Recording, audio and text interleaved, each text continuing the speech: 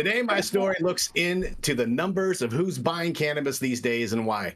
A recent report from Numerator, a first-party consumer source data company, offers some illuminating insights into the behaviors and profiles of modern cannabis consumers. For investors eyeing the growing cannabis market, these findings are pure gold.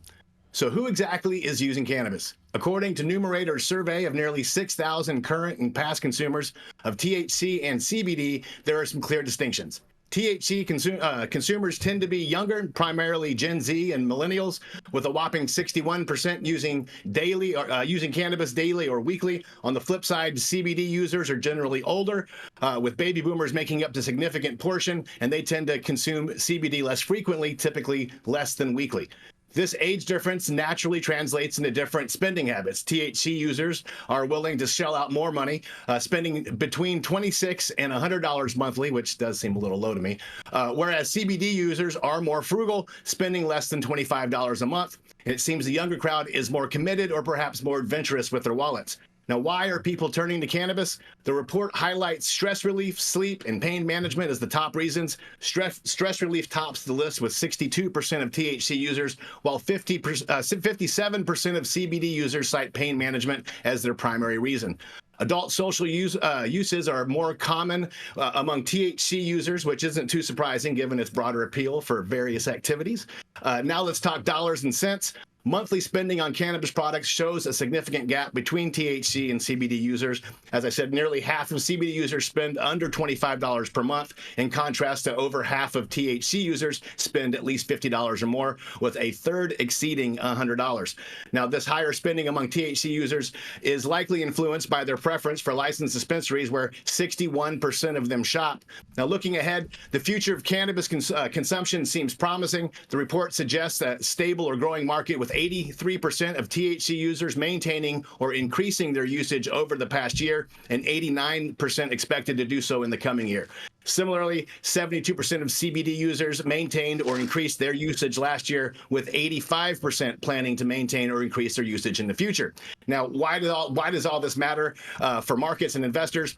The data from Numerator suggests that brands and investors should strategically target specific demographics with tailored products to maximize their market presence and optimize their sales strategies. Understanding who's buying what and why can help investors evaluate which companies are well positioned to capture market share and sustain growth. Now, when it comes to interpreting earning reports, this market information is invaluable. By cross-referencing earning data with consumer trends, investors can make more informed decisions.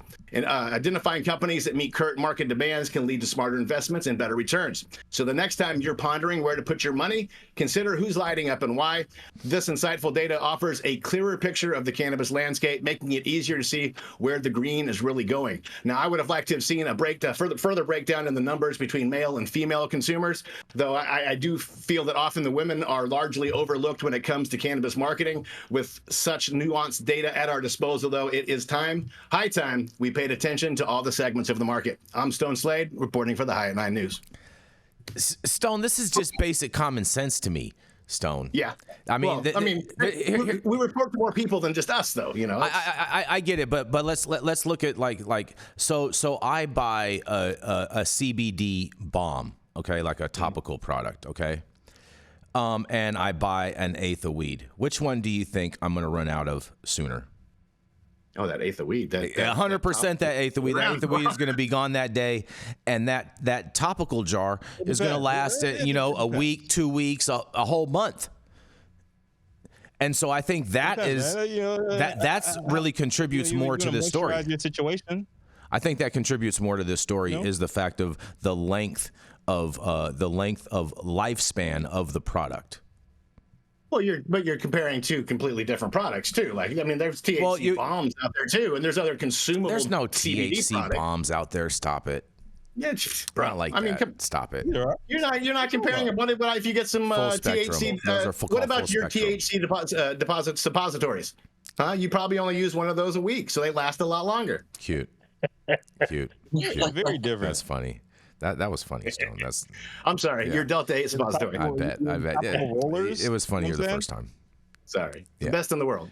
But maybe the THC lube would be gone the fastest, I mean, that all depends on who you're with. exactly. This just goes more to what I said. There needs to be more numbers from the ladies.